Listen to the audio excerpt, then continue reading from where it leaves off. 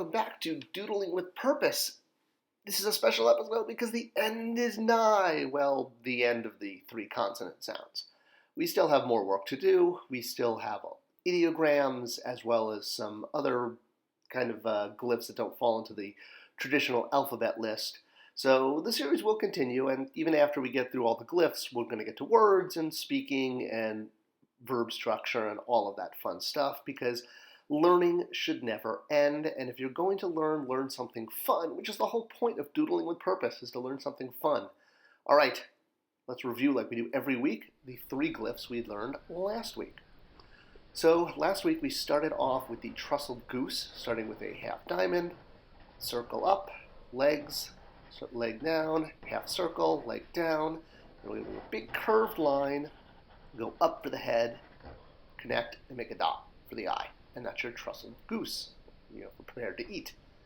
All right, next up we have the papyrus shoot, which is just like shiz, but then with a line over it.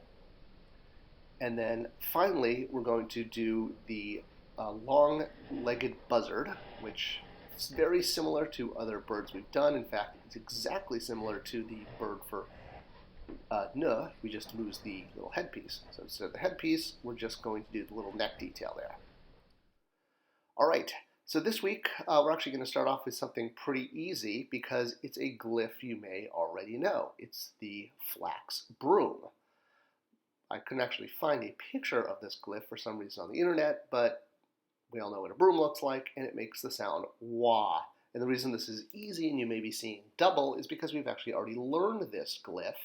It's the same one that makes the sk sound when we were doing double consonants. So it's almost like review, but it's good to know that this glyph has two different possible sounds. So it starts with a curve in, make that a little longer, and two lines up and connect. And that's your broom. So we have a reverse curve and down, complete it. It's very similar to the H too, with the flax, the H as well. So if you're getting good at the H, you'll be good at the flax broom.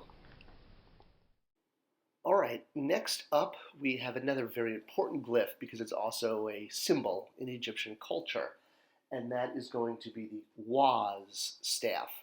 So the WACH staff is one of the scepters that indicates power, not to be confused with the Wasser staff, which actually means ruler. We're going to do that one next week. But the WACH staff, which you can see here in its simplistic form on the left, this is one of the staffs that religious leaders would carry, and it would indicate that, well, that was the person you should be listening to. It's a scepter is what it actually is, and you can see the simplistic form getting more detailed from left to right in the image here.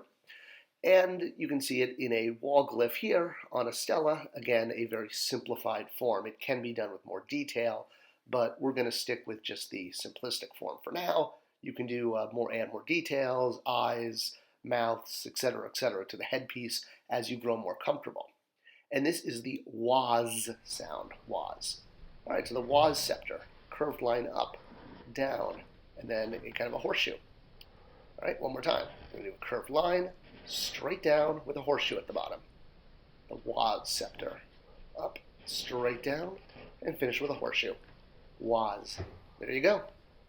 All right, last up for this week, we are going to do the Aux Leg, which is WACH. W-A, like C-H, because C-H is really one sound in Egyptian as opposed to in English. And the Aux Leg is something you'll see in stelas as an offering. It's also the word for repeat, or actually reporter. The word for repeat and reporter is the same thing. It's an Aux Leg, WACH, W-A-C-H in English. And it's not too difficult to draw. I always think of it as like walking you, like the leg walks you, like whacks you. All right, we're going to start with a rectangle down, diagonal line up, take a bite out of it, up and connect. And that's your Aux Leg. So rectangle down, diagonal, connect, take a bite out of it, and up and connect for detail. One more time. Rectangle down, diagonal to the left, straight up, take a bite out of it, up and connect. Waz. Wach. All right. We're close to the finish line. We have one more scepter next week, which is an even more important scepter. It's the Wasser scepter, which actually means ruler. We'll get to that one. It's a little different from the Was scepter. But we're almost done with the triple consonants, and then we'll get into the ideograms and some other symbols, and there's still a lot more glyphs to learn. And then we'll get into some language stuff, some verb conjugation and structure. If you like this video, please do give it a like, give it a comment, give it a subscription. All those things tell YouTube to share it with other people, and then it's popular, which is the whole point, because we like sharing knowledge. I hope you've enjoyed this week. Keep doodling with purpose. I'll see you next week for episode 48. Enjoy your doodling.